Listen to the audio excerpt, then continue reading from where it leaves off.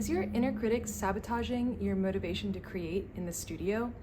Maybe you've been in this situation before. You set aside some time to work on your creative projects, you go to your studio, your creative space, and you sit down to make something. But when you get there, you find yourself struggling to decide what to work on. Maybe you start with one project first, you get some of your materials out, but then you start to think, actually, maybe this isn't the right project to work on today. Maybe I want to work on this other project. So you go to do that project, you start getting ready, but then you think, no, this one doesn't feel quite right either. I think I need to work on something else. So then you go to yet another project and you are about to get started, but again, you feel like something is holding you back. So maybe you continue cycling through this for a bit, or maybe you think, maybe I need to get some motivation. I'll go to YouTube and watch some videos and I'll get inspired and then I can create. And then before you know it, maybe an hour has passed and you haven't painted anything. And this might be why you're here right now watching this video. Maybe you're looking for some motivation and you just went through this sort of creative struggle. If you're experiencing this, you are not alone.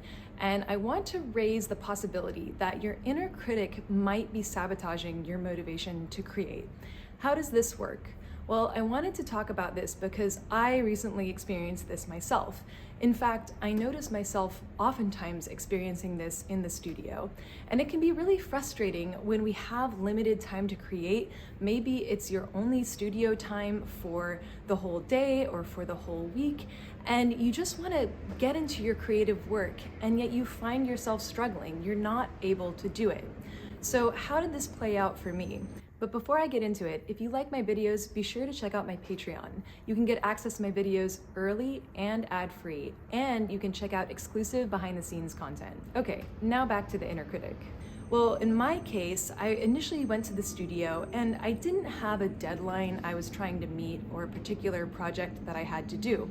So I just thought, okay, well, let me just start making something. Let me follow my curiosity and see what I want to create. And so the first idea that popped into my head was, oh, let me do a sketch.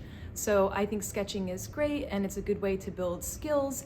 And so I thought I'll open my sketchbook, I'll do some quick sketching, and that will be a great way to start my studio time. So I get my sketchbook materials out, but before I start, something doesn't feel right. And I think, maybe sketching isn't what I want to do today. Maybe I'll do a small painting. So I get my painting materials out, I get a small canvas, and I'm thinking about what I can paint. And then I think, maybe this doesn't feel right either. Maybe I need to do a large painting, and that's really what I need to do today.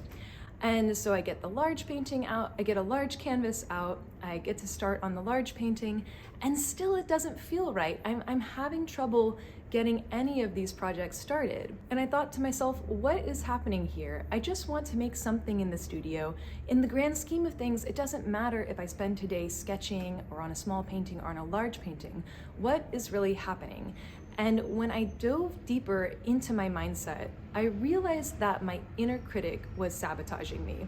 So what I realized had happened was that when I sat down to sketch, my inner critic looked at the sketchbook and thought, why are you sitting down to sketch? You're a full-time artist, painting is your career, you should be making finished paintings.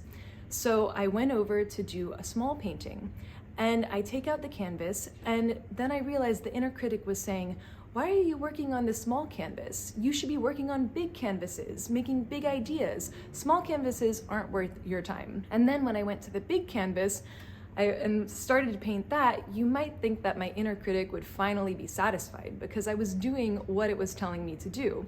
But for the big canvas, my inner critic was saying, your ideas aren't good enough to work on this big canvas. You need to go back to the basics. You need to practice and learn and get better before you're ready to do another big canvas, which means going back to sketching. And so the whole cycle started all over again. And you can see what's happening here. The inner critic is acting like it wants to help. It's trying to give me advice on what to create that will help improve my art in the long run. And yet, the result of its advice means that I'm not able to start any project. And this is why I call it sabotage, because the inner critic acts like it's trying to help, But what it's really trying to do is it's trying to keep me safe. And the best way for the inner critic to do that is to prevent me from taking any creative risks, which in practice means it prevents me from making any art at all. Now, saying this out loud, you might think, well, that's obvious that the inner critic is trying to do this. You should just tell the inner critic to stop talking and you can just go and make your work. But I think the really tricky part about this is that when I was caught in this loop, I didn't even realize that these negative thoughts were going through my head. I was so caught up in trying to figure out the right thing to do that I couldn't even see that the inner critic was quietly steering my actions. It wasn't until I sat down and I really examined my mindset that I was able to see what the inner critic was doing and then sort of short circuit this negative thought loop. Once I realized what was going on, I could sit and actually assess what the inner critic was saying. And what I realized was that whether I was sketching, working on a small painting, or working on a large painting, all of these would help fuel my creative growth in the long run. So on this particular day, it didn't really matter which one I wanted to do. Sometimes when we're faced with deciding between different projects, we can get stuck because we want to feel like we're picking the right one. So for me, knowing that each one of these projects would be helpful to my creative growth kind of took the pressure off the decision. And ultimately, what I ended up deciding was to sketch, because recently I'd been working on some smaller and larger finished paintings, and I like to have a lot of variety in my practice. So I decided to sketch that day, which ironically had been my first choice in the first place before my inner critic had said anything. And before I knew it, I was lost in the flow of the creative process. So I wanted to share this story with you in case you're in a similar situation and you're having trouble picking between projects. Ask yourself, is my inner critic sabotaging me here? Take a moment to examine if there's any negative thoughts going through your head, any commentary from the inner critic, and ask if those thoughts are true or helpful. By taking a moment to examine what the inner critic is saying and investigate it, then you can move past those criticisms and get to creating. So those are my thoughts for today. I hope you found this video helpful. If you did like it, please let me know in the comments below or subscribe to my channel. Thank you to all my Patreons for supporting these videos, and thank you for your time and attention today, and I'll see you in the next one.